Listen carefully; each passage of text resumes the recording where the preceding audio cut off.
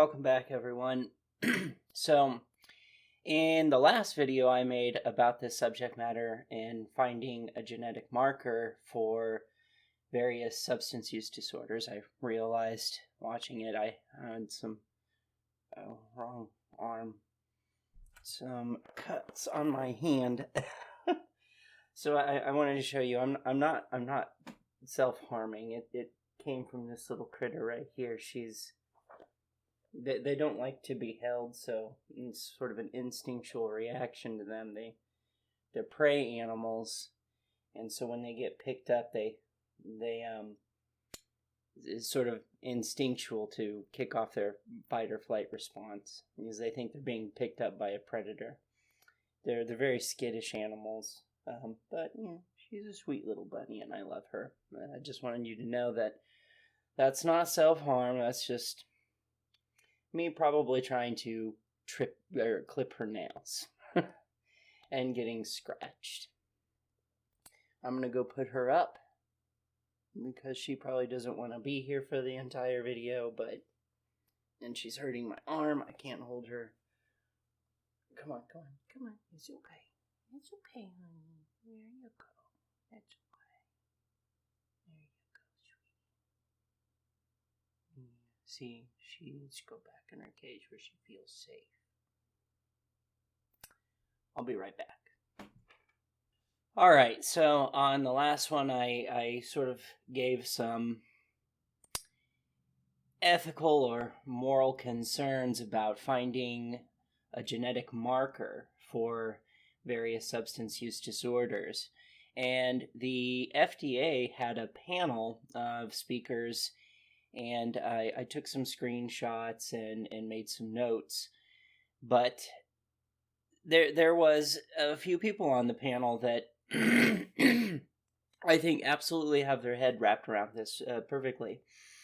One in particular was this guy, and he is a philosophy professor. I guess he excels in medical ethics, ethical practice, and he asked some really good questions, or he posed some really good ethical concerns, some that I actually share. And then there's this woman, and I would love to get a hold of this woman because I think this woman really has her head wrapped around the concept really well, and there's some things that I want to talk about where I'm probably going to end up quoting her. I can't remember her name. I wish I could remember her name. I didn't get a screenshot of her little card that actually had her name, and I can't get the panel, the cast, to show up again. So, anyway,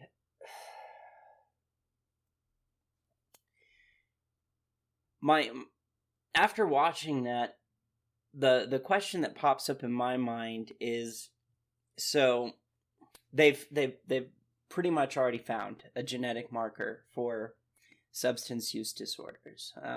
Well, predominantly opiate use disorder. That's what their primary focus is on. But they're looking to expand this into other substance use disorders, such as cannabis use disorder or alcohol use disorder. I don't know why coffee use disorder isn't listed in there, or nicotine use disorder isn't listed in there, but whatever. It's still all the same to me. One of the concerns that I have is, let's say that someone has a genetic marker for something like alcohol use disorder. The thing is that we can do this science, and we can find these genetic markers, which is really cool that, if we can actually find genetic markers of people with a substance use disorder gene rather than someone who's just inappropriately using a substance or recreationally, like leisurely using a substance. However, let's say somebody does have alcohol use disorder, and they have the genetic marker anyway. They have the genetic marker for alcohol use disorder. The thing is how do we use this technology is where it comes into play. I've heard this talked about by Neil deGrasse Tyson, and let's not forget, you know, when they were trying to explore the idea of using nuclear, uh, is it fusion or fission? I get the two mixed up. For energy, we ended up making a nuclear bomb. That wasn't the intent the scientists had in doing that research. The intent was to find a way to have a source of energy. So the concern is how is this going to be applied? Because, okay, so we can identify genetic markers for substance use disorders.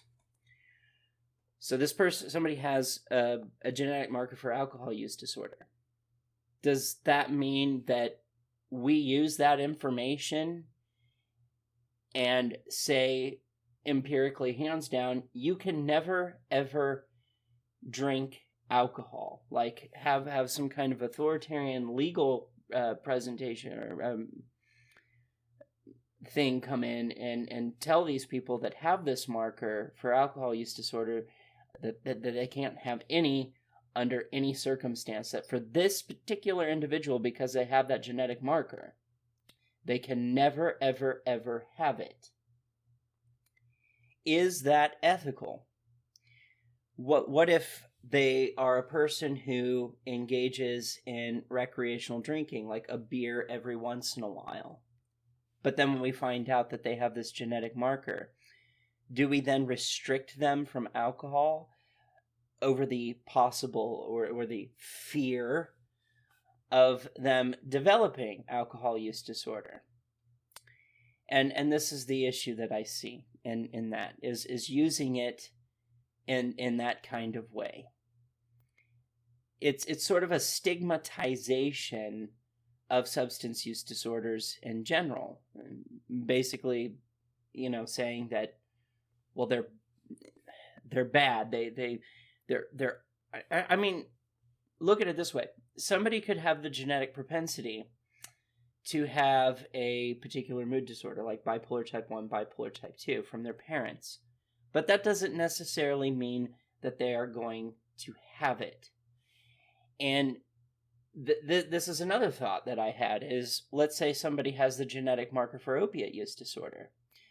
Just because they have the genetic marker for opiate use disorder, does that mean that they are undeserving of being able to utilize the pain-killing properties, the analgesic effects of opiate medications? Does that mean that they are undeserving of pain management via opiates, especially if nothing else is going to work for them, just because they have that genetic marker? Now, obviously, like, if we find out that they have that genetic marker and we use that as a risk assessing tool and say, well, you have this genetic marker, and so that doesn't mean that you have opiate use disorder, but there is a likelihood that you could easily develop it. And they use that information to prescribe very carefully, but still allow them to go on an opiate pain medication regimen. That I don't see a problem with, because that still recognizes bodily autonomy and their basic human right to decide what medication they're going to possibly be on for the rest of their life, or if they could decide to change. Ultimately, too, though, it doesn't, just because they have the genetic marker, doesn't mean that they're going to engage in what we describe or look at as opiate use disorder. And this is where the psychiatrist, I'm not sure if she was a psychiatrist or psychologist, definitely a master in her profession, and deals very specifically with people who struggle with substance use disorders. And I really like the way that she put this, because she, you know, if we do this genetic test and we find out that they do have a genetic marker for a opiate use disorder or any kind of substance use disorder, you know, is it 20% likelihood, 10% likelihood, 35% likelihood The problem is when you say 100% likelihood, well, that's not a risk assessment, that's a diagnosis. I believe those are her words. And she's absolutely correct on that, and she brought up cancer. And this is very interesting because cancer is very much the same way. There's a genetic proponent to cancer. The American Cancer Society will tell you that cancer can not be just automatically determined. 100% is not a risk evaluation, that's a diagnosis. You can't, nobody can look at a person before they have cancer and say, well, you're 100% likely, and say, well, you're just going to get cancer. It's always measured in an amount of risk. We don't know. And ultimately, well, the reality is you don't have it, you don't have cancer until you have cancer. Until then, it's all risk factor. That's it. That's all we have. And she was saying, well, the same applies with substance use disorders. Is that, well, even if we find a genetic marker, saying that they're 100% going to develop a substance use disorder, well, that's not a risk evaluation. That's a diagnosis. And if you take that person with that genetic marker and send them into her, and let's say they have a genetic marker for alcohol use disorder and say, I have alcohol use disorder. And they say, well, I don't drink. I mean, they don't have alcohol use disorder if they're not drinking, regardless of that genetic marker. Well, the same applies for any substance use disorder. And this is the problem. It's a risk assessment. It's not something you have until you have it. And we also need to, and I like that she brought this up, she said we need to make sure that we're not confusing inappropriate use of opiates. Like, they get prescribed an opiate medication to treat their chronic pain, and they take one extra here and there because they just want to take the edge off or something. That's not the same as having opiate use disorder, just because they're using it in a sort of inappropriately. It doesn't mean they're obsessively compulsively using it. She did mention, if somebody comes in and says, I keep snorting all of my Oxycontin, 30 milligram Oxycontins, and I can't stop myself. She said, well, then obviously, we don't even need to do a questionnaire or a test. We know this is opiate use disorder. But the big concern I have ethically is that if somebody does have an opiate use disorder genetic marker, will that be used to deny them access to opiate pain medications? And let's say force them to go on a gabapentinoid. Again, we're back to the original argument that I was making, is that this is a violation of bodily autonomy.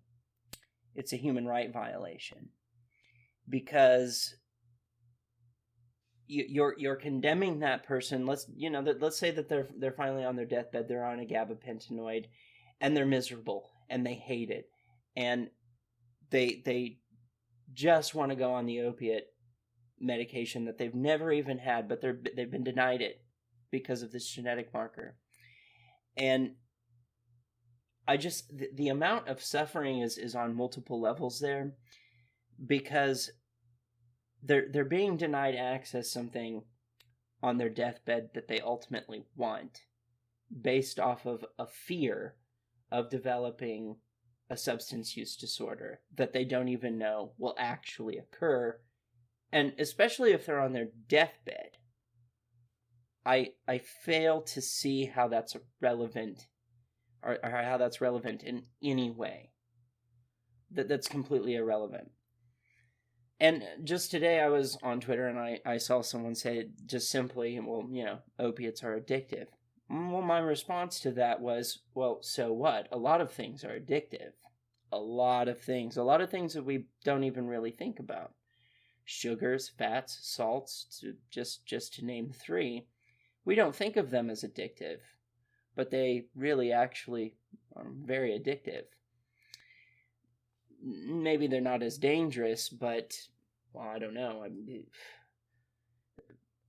Diabetes kills a lot of people. There's heart conditions that kill a lot of people. Let's not get into it. It's just, it's almost like we want to live in a bubble-wrapped world where we want to think that nobody ever dies. And the reality is, well, it's something we all have to do. We don't have a choice in the matter. We're all going to die. To deny this is to deny reality itself.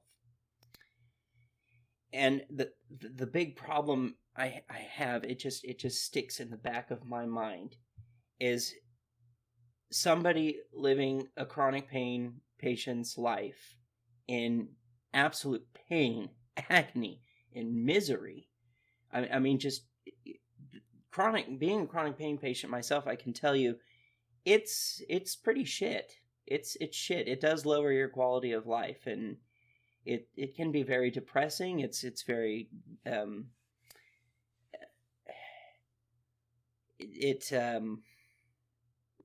discouraging. It can be very discouraging.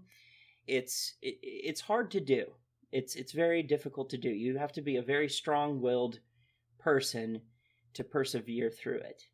And these medications could essentially make it so that living out the rest of your life, however long that may be, or short, is a lot easier. And if you force them on a medication because this is the societally approved medication, and that puts them in further agony mentally, emotionally, physically, because of the side effects, you're forcing them to a point on their deathbed where not only have they lived this duration with chronic pain, but they've lived with it on a medication that's caused them severe discomfort and displeasure on its own. And so again, they've been denied a medication that would advocate that based on a fear that isn't entirely something that you could prove. It's not empirical that they are absolutely, we are sure beyond a shadow of a doubt, 100%, that if you put this person on an opiate pain management regimen, that they are going to develop opiate use disorder. You don't know that. So if they use the genetic marker to say, well, they have the genetic marker, so the propensity is there. And they say, well, if this person starts trying to do early refills and everything, we're going to stop that. Maybe only give them like a week's supply at a time and say that's all you get. Use it wisely. Maybe that's something to look at. I don't think I wouldn't have a problem with that. I could understand doing that. Making sure that they're using it to treat their pain, and from a medical perspective, personally, I'm against prohibitions, so I'm not going to get into that right now. The issue is medical, and to me that's more important. The utility purpose of opiates is getting that back is way more important than entertaining the recreational uses of it. Because there are medical uses for opiates. It is like when it comes to analgesics, there is none that is as adequate or as what's a good word for this?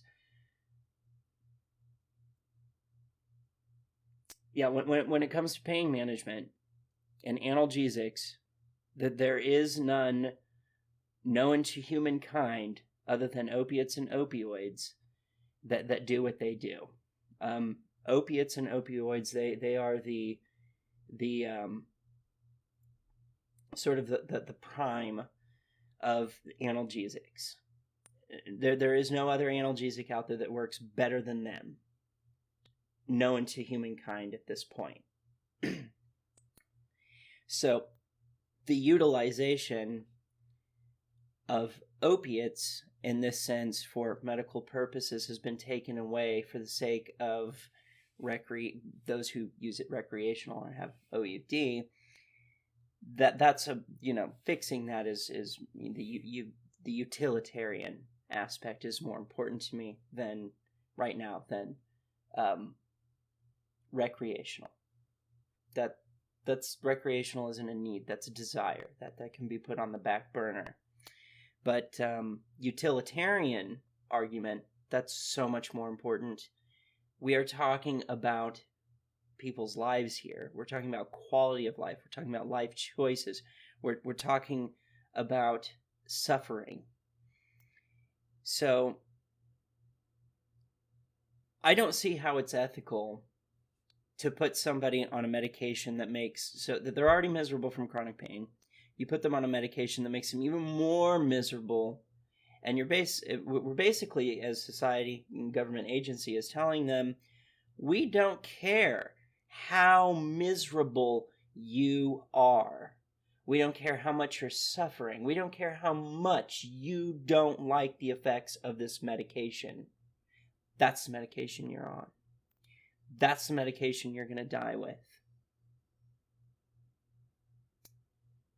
What was the point in the first place? I thought part of the idea was quality of life, getting quality of life back. And if they're not receiving that from the gabapentinoid, it completely defeats the purpose of really putting them on that medication. Again, this is people projecting their own experience, their own way of how they perceive reality, look at the world, experience reality onto other people. And not everyone may have the same experience. So, let's say somebody does go on an opiate pain medication regimen, and, it starts hurting their life and they don't like it, then they start projecting that onto everyone else and saying, well, everyone else must do this too. No, not everyone does have the same experience. Some people manage their pain quite well and quite responsibly on opiate pain medications.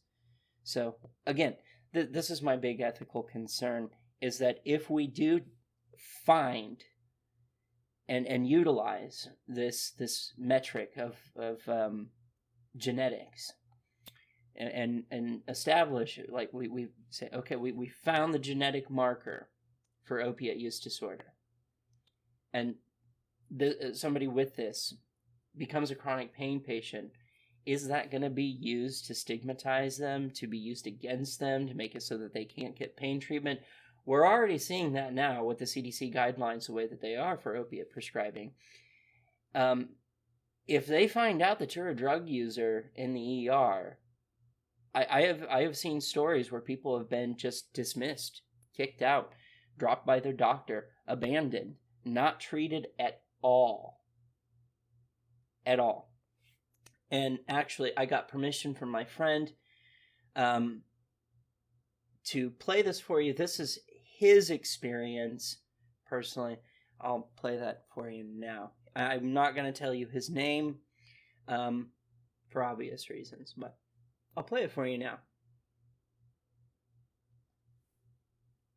Yeah, like when I went to Overland Park Regional after I'd been stabbed because I had meth in my system, they denied me intravenous painkillers and only gave me 10 milligram hydros, except for the initial dose of fentanyl they gave me when they were putting me back together.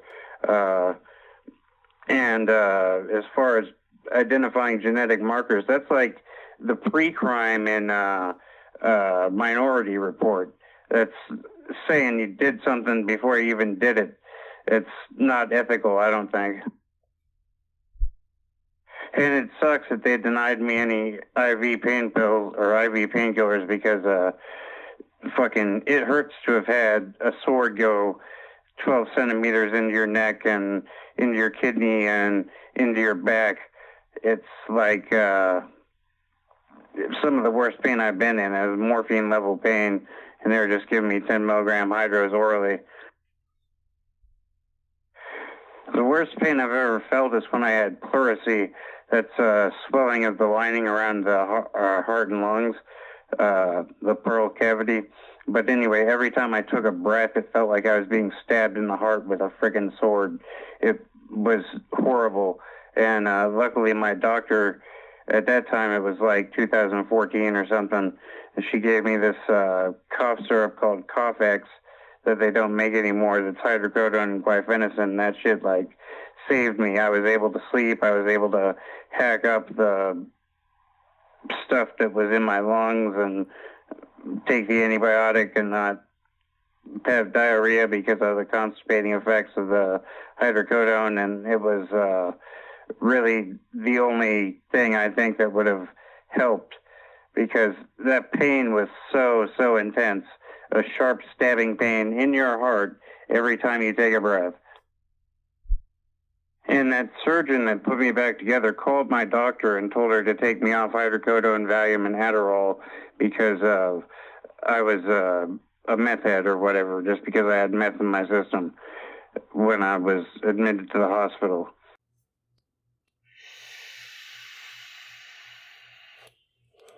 All right.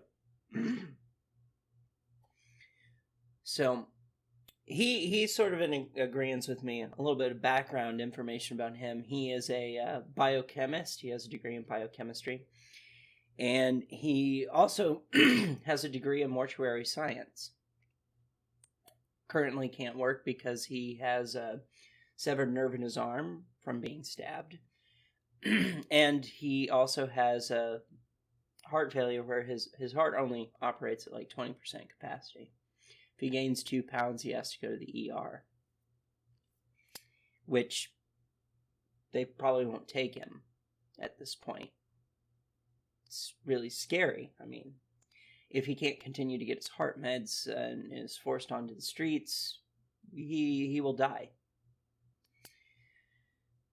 So that's my big ethical concern, is that if they, especially with things that are legal, like, you know, cannabis is becoming legal, which is good. I've never been a fan of the medical marijuana argument. I've always been a fan of the recreational argument.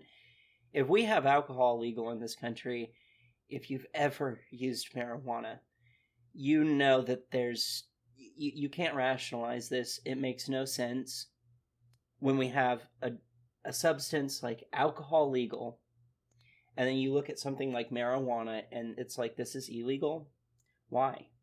This is so harmless, especially compared to what we have legal. I mean, some of the medications you even buy over the counter are more dangerous than weed. So I just can't think of an argument of why marijuana is illegal at all. I can't. Are there harms to marijuana? Of course. But this was a conversation I was having with someone else. I really don't care how healthy you live your life. The reality is you're going to die, and it's not going to be fun. It's going to suck. It's not going to be pretty. That's the reality. I don't care how healthy you live your life, how much you stay away from carcinogens, how healthy you eat, run every day. You're going to die, and it's going to suck. That's just life. Part of existing is one day you're not going to exist, and the biological organisms that we typically don't want to stop existing. That's just how it goes. And typically dying is not fun. It's painful, it's hard, it's arduous, it's scary, terrifying. It's not a good time. And it's all something that we're going to have to do. So I think some people want to sort of bubble wrap the world and try to make it so that, like, I don't know, like it's almost like they think if we live as healthy as possible, then we'll live eternally. No, you won't. Cancer still happens in people who live very healthy lives because there's a genetic component to it. Your collagen cells slowly die as they get exposed to the sun. You have cells that are responsible for filtering oxygen, that allow oxygen to flow in your bloodstream, and over time, due to filtering the oxygen, they get poisoned, And that's why as you get older, it's harder for your body to carry oxygen to the various organs in your body, including your brain. This is just something that happens. It's a natural breakdown of the human body. There's also a thing called cellular degradation. This is something that cannot be defeated. It's just part of life. You're going to die. And it's going to suck. So it doesn't matter how healthy you are. I think I got kind of off on a tangent there, but